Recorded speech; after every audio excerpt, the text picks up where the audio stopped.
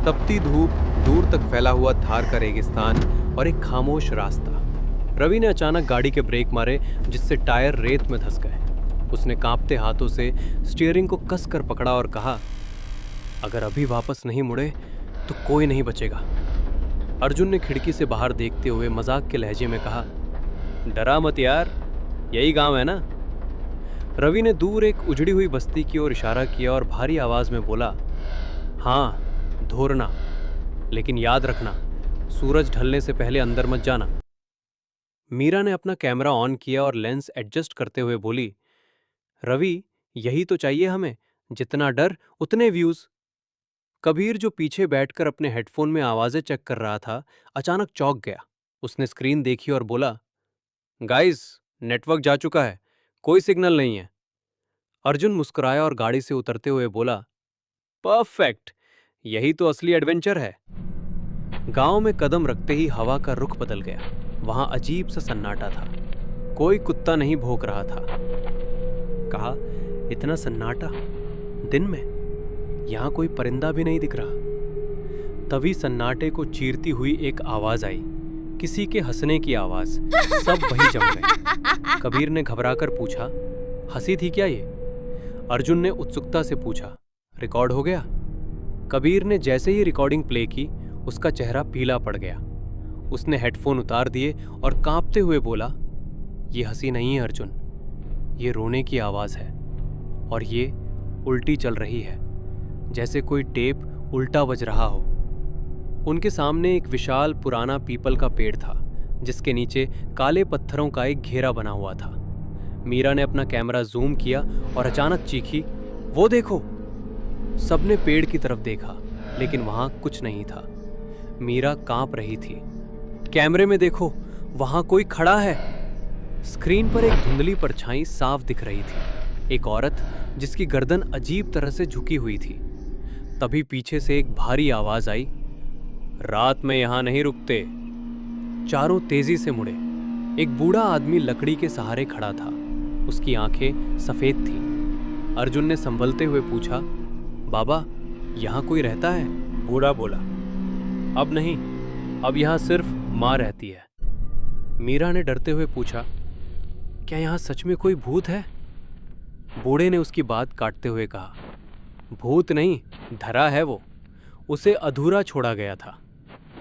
सूरज ढलते ही रेगिस्तान की रेत ठंडी होने लगी।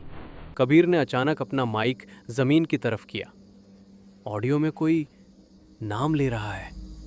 मीरा ने फुसफुसाते हुए पूछा, किसका? कबीर की आवाज जैसे गले में ही अटक गई, तुम्हारा मीरा, वो तुम्हारा नाम पुकार रही है। तभी मीरा के कान के ठीक पास एक ठंडी आवाज गूंजी, मीरा। मीरा जोर से चिल्लाई, बस, अब और नहीं, हमें यहां से जाना होगा। अचानक पीपल के नीचे रखे पत्थर अपने आप हिलने लगे। रवि ने घबराकर कहा, मैं गाड़ी देखकर आता हूं, तुम लोग यहीं रुको। रवि अंधेरे में गायब हो गया।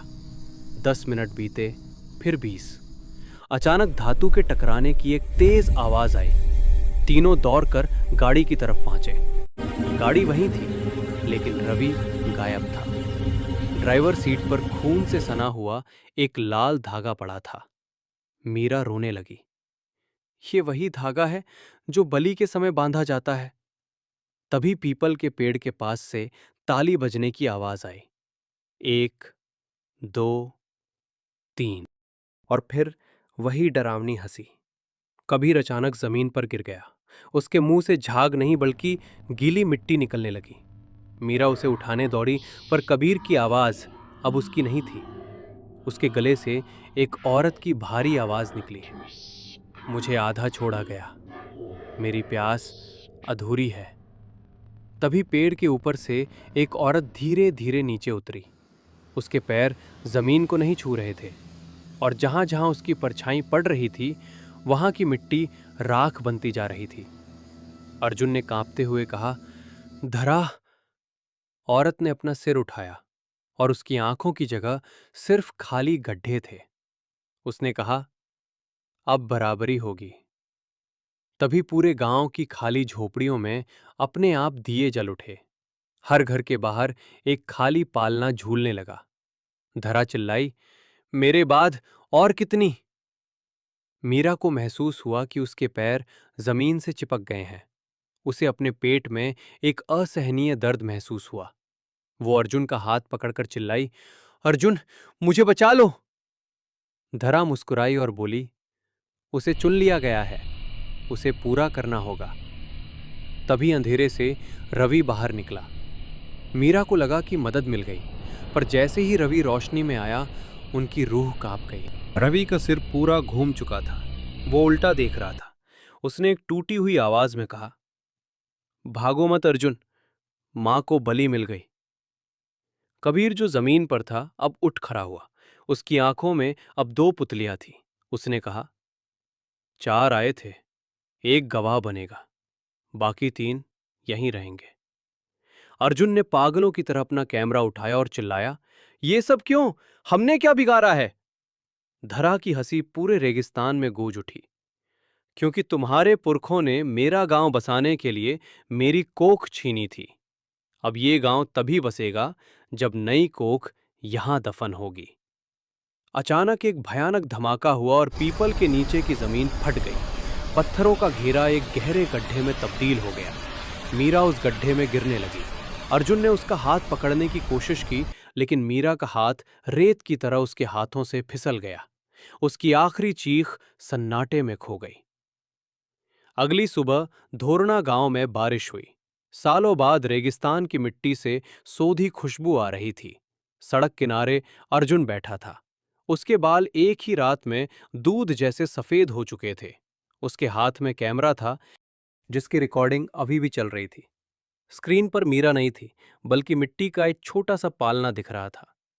तभी पीछे से एक ठंडी हवा का झोंका आया और अर्जुन के कान में वही आवाज गूंजी, पूरा हो गया।